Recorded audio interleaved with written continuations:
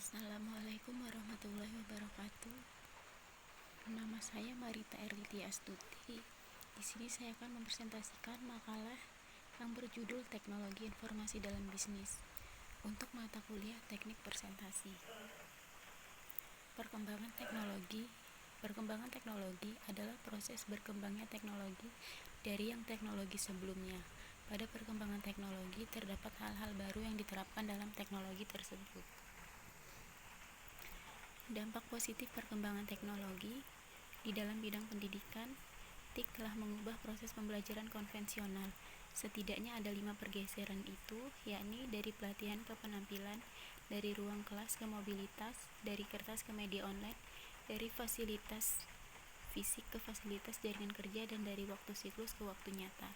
Di dalam bidang kesehatan, pada manajemen rekam medis menggunakan kartu pintar atau smart card.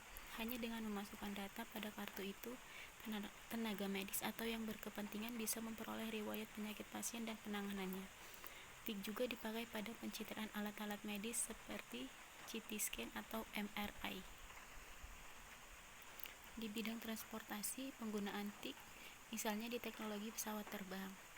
Di bidang jasa pengiriman, jika dahulu mengirim paket tidak tahu kapan sampai, sekarang paket yang dikirim dapat dilacak posisinya secara real time. Hal ini membutuhkan TIK dalam penerapannya. Dalam bidang bisnis, penggunaan TIK diterapkan pada perdagangan secara elektronik atau e-commerce. Fitur ini memerlukan jaringan komunikasi internet. E-commerce memudahkan dua atau banyak pihak untuk melakukan transaksi tanpa harus bertemu langsung secara fisik. Bidang perbankan adalah fitur internet banking. Kini nasabah bisa dengan mudah melakukan berbagai transaksi perbankan hanya dengan membuka situs layanan dari bank. Selain dampak positif, ada pula dampak negatif dari perkembangan teknologi. Yang pertama, pelanggaran hak cipta. Kemajuan TIK ada yang disalahgunakan oleh orang tidak bertanggung jawab, biasanya terkait pelanggaran hak cipta. Pelanggaran ini meliputi pembajakan software, penggandaan tanpa seizin pembuat karya, hingga pemakaian tanpa seizin pembuat. Berikutnya, kejahatan siber atau cybercrime. Kejahatan ini dilakukan secara online dengan memanfaatkan teknologi atau jaringan komputer. Contoh kejahatannya seperti pembajakan kartu kredit, penipuan online, dan sebagainya. Berikutnya, pornografi, perjudian, dan penipuan. Ketiga hal tersebut sangat marak di dunia online dan menjadi sisi negatif dari TIK. Namun, sebagian negara melegalkan pornografi dan perjudian terkait aturan-aturan tertentu. Sementara untuk penipuan, banyak oknum yang menyalahgunakan TIK guna menipu orang lain demi mendapatkan sejumlah uang. Berikutnya, penyebaran malware. Malware adalah program komputer yang sifatnya mencari kelemahan software. Penggunaannya seperti untuk membobol atau merusak sistem operasi maupun merusak software. Contoh malware adalah virus, worm, keylogger, trojan, spyware, dan sebagainya. Contoh kasusnya seperti hacker. Istilah hacker biasanya mengacu pada seseorang yang punya minat besar untuk mempelajari sistem komputer secara detail dan bagaimana meningkatkan kapabilitasnya. Adapun mereka yang sering melakukan aksi-aksi perusakan di internet lazimnya disebut cracker. Boleh dibilang cracker ini sebenarnya adalah hacker yang mampu memanfaatkan kemampuannya untuk hal-hal yang negatif. Aktivitas cracking di internet memiliki lingkup yang sangat luas, mulai dari pembajakan akun milik orang lain, pembajakan situs web, probing, menyebarkan virus, hingga pelumpuhan target sasaran. Tindakan yang terakhir disebut sebagai DOS, Denial of Service.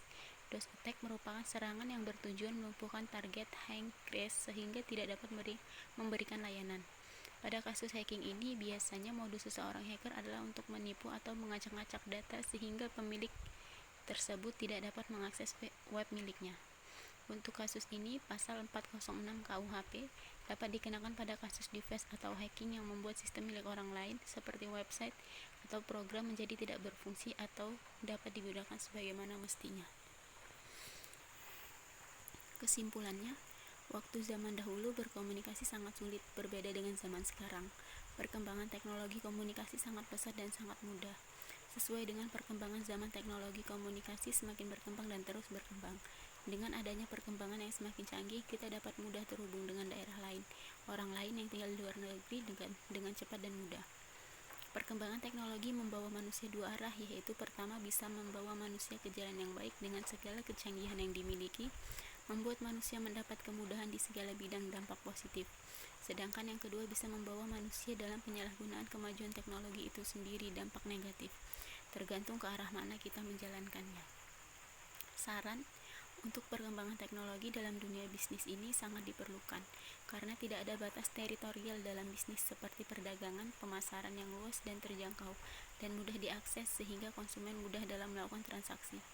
E-commerce ini sangat baik diterapkan dalam perusahaan, perbankan, dan instansi pemerintah, sehingga bisa memaksimalkan bisnis yang dijalankan dan dapat dijangkau konsumen.